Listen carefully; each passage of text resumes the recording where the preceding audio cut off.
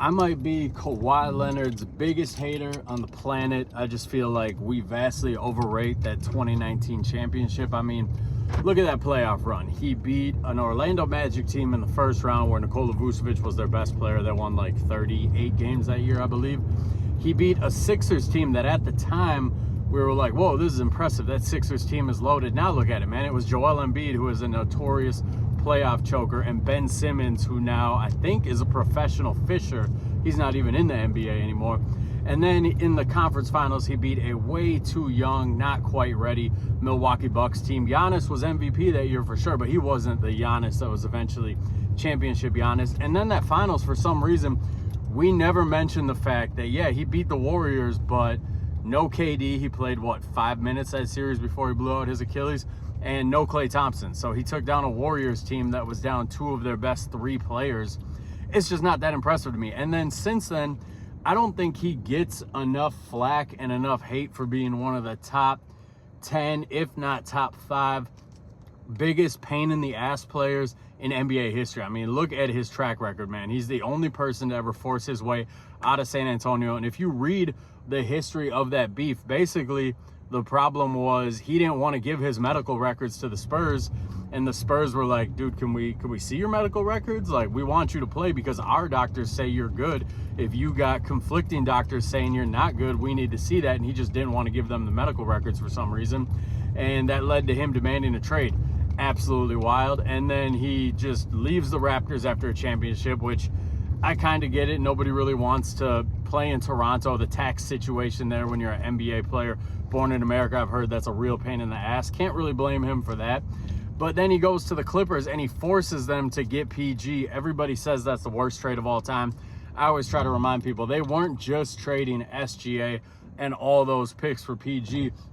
They were trading SGA and all those picks for Kawhi and PG, two of the top 5 to 10 players in the NBA at the time, because Kawhi wasn't coming there without PG. So if he just would have came there and, let the season play out, I mean, they had PG, they had Pat Bev, they had Danilo Gallinari, like they had some pieces.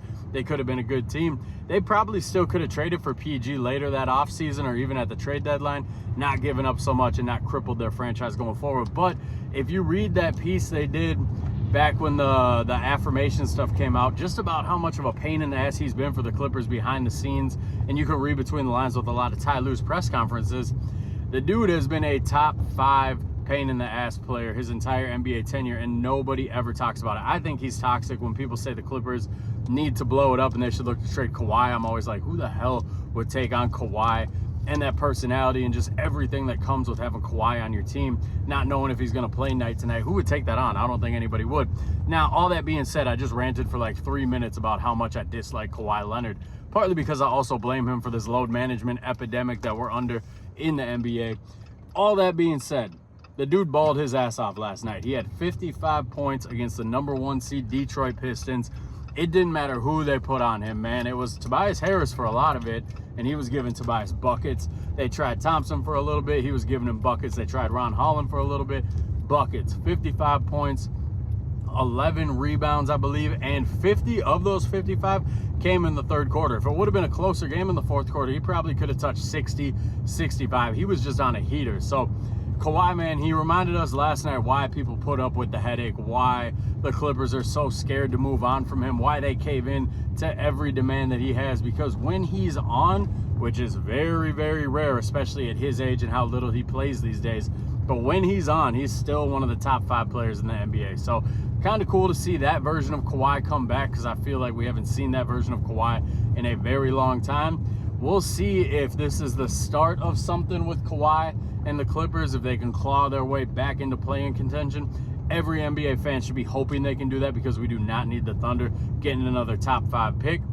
We'll see if they can do it, or if last night was just an aberration. Let me know in the comments what you guys think. And am I being too harsh on Kawhi? I'm not joking when I tell you guys, if I made a list of my top 5 most hated players of all time, Kawhi Leonard's on that list.